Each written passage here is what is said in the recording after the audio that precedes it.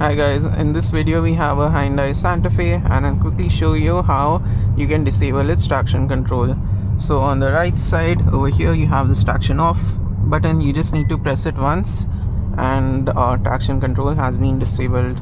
So if you're going on maybe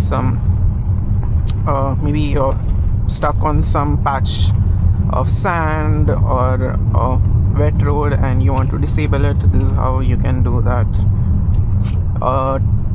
You'll have to do this every time you switch off and switch on the vehicle. So if I were to switch off the vehicle now and turn it back on,